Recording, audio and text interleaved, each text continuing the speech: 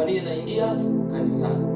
Anakuja tu na wengi unakuta wengine mpaka wana utumishi, mpaka wanahudumia kanisani, ila hawajui kwa nini anakuja.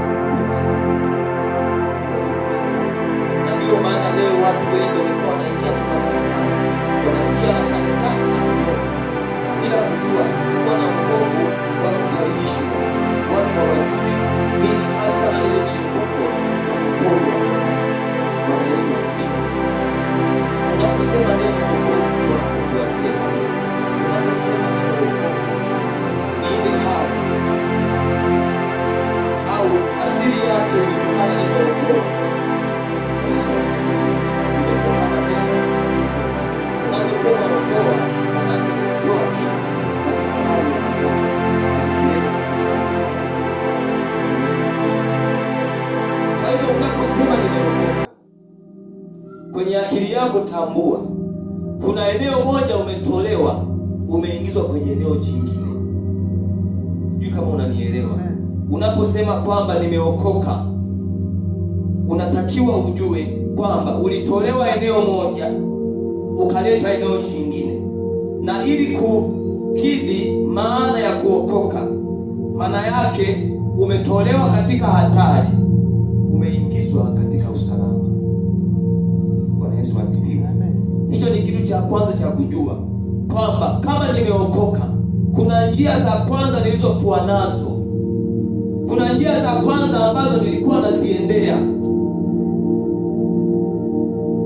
Kwa kuwa nimeokoka, nimetolewa kule, nimeletwa katika eneo lingine. Bwana Yesu asifiwe sana. Tuangalie kitabu cha Mwanzo sura ya 1 mstari wa 1. Ni nani aliyeleta wokovu kwetu? Ni nani aliyeleta wokovu kwetu? Wokovu umetokana na Mungu mwenyewe. Manake wokovu ni malengo ya Mungu kwa wanadamu.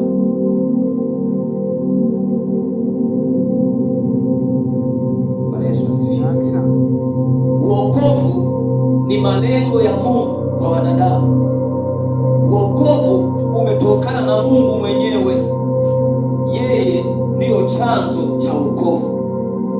Yeye ndiyo chanzo cha wokovu. Lakini kwa nini Mungu akusudie kumwokoa mwanadamu? Ni kwa sababu kuna hatari ambayo mwanadamu huyu yupo karibuni na kuingia, au kuna hatari ambayo huyu mwanadamu alikuwepo. Maana yake ameiacha njia ya kwanza ya usalama, ameingia katika upotofu. Ndipo Mungu anakusudia kumwokoa. Huwezi ukaokoa kitu ambacho hakipo hatari. Hapo maana ya wokovu haitakuwepo. Bwana Yesu atusaidie sana. Kitu ambacho hakipo hatarini, huwezi ukasema unakiokoa. Hapo maana ya wokovu haitakuwepo. Unapozungumzia wokovu, maana yake hichi kitu kilikuwa katika hatari, halafu baadaye unakitoa huko, unakileta katika usalama. Bwana Yesu asifiwe. Kwa hivyo hatuji kanisani tu kama desturi. Ndilo lengo la hili somo. Ni lazima uelewe, utambue kwamba hatuendi kanisani tu kama desturi, wala hatuitwi wa Kristo tu kama desturi ya kawaida. Hapana, kuna kitu nyuma yake. Kwa nini mimi na wewe leo tunaitwa wa Kristo? Kwa nini hili jina liwe kwetu? Kwa nini leo hii tuitwe watakatifu? Kwa nini leo hii tuitwe watu waliookoka? Kwa nini? Kuna kitu nyuma yake. Kama nilivyotangulia kusema, kuna eneo la hatari ambalo tumetolewa, tumeletwa katika eneo salama. Hiyo ndiyo maana yake, na hichi kitu lazima kiwe katika ufahamu wako. Unapozungumzia habari za kuokoka, ni lazima utambue ya kwamba mimi sio kama watu wengine, mimi sio kama wale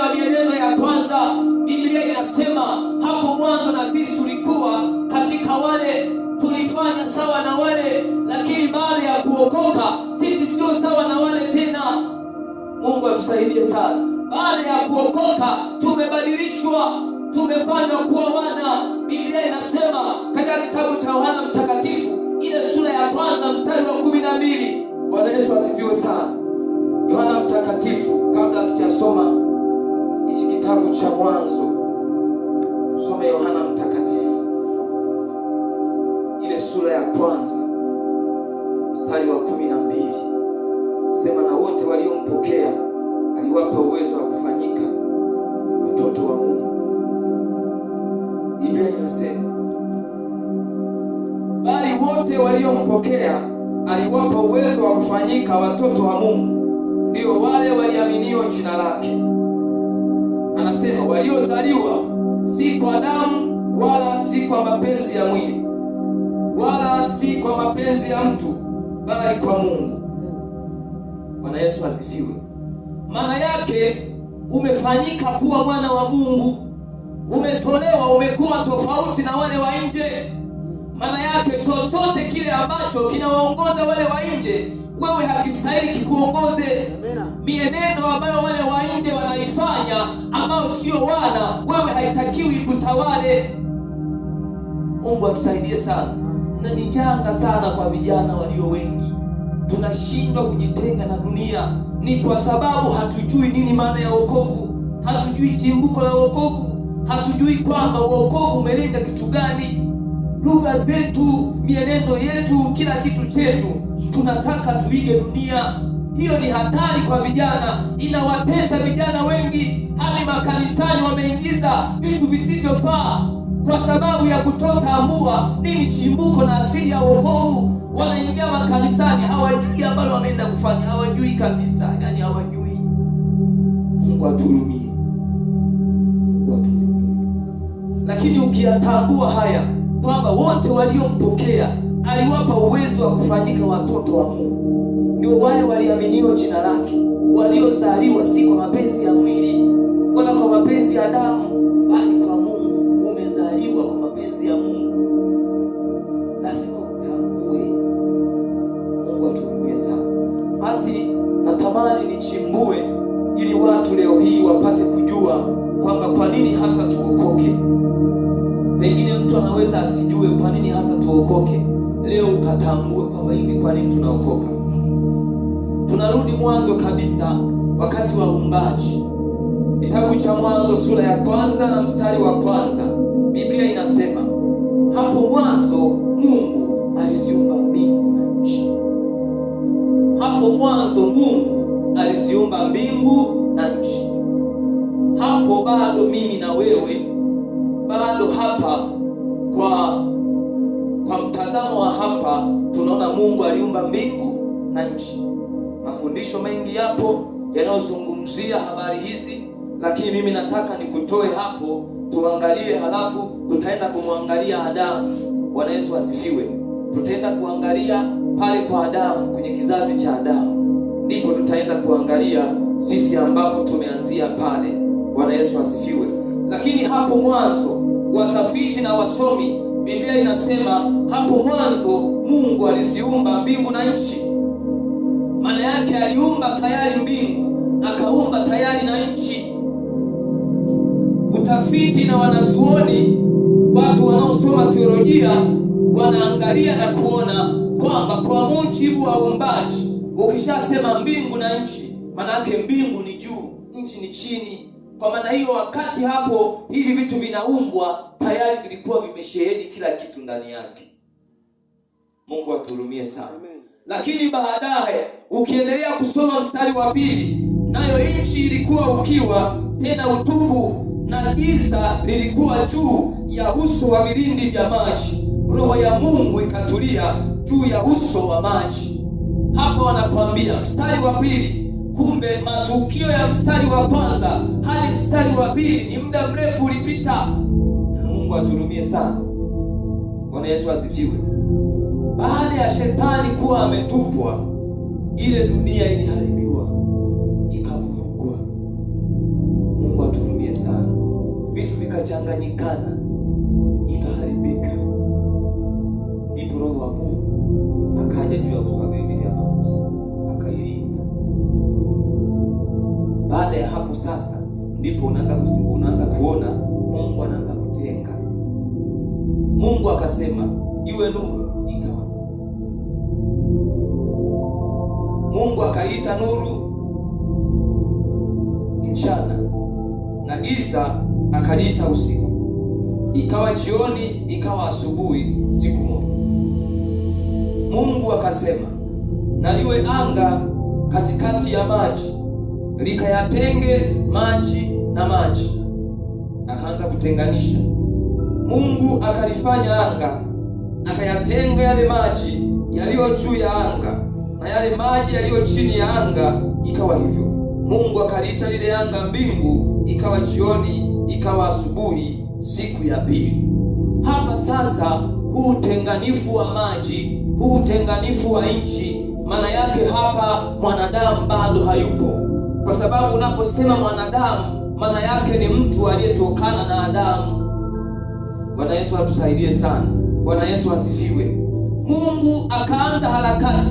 Nataka nikurudishe nyuma ili ujue kwamba hivi kwa nini tunaokoka. Nini hasa maana ya kuokoka? Au wokovu ni kitu gani kwenye maisha yetu? Pengine ulikuwa tu unakuja kanisani ila haujui ni kwa nini unakuja kanisani.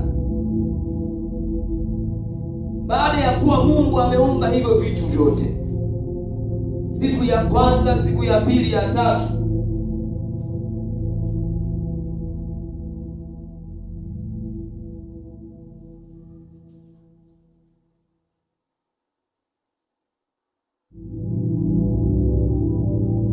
ukisoma kuanzia mstari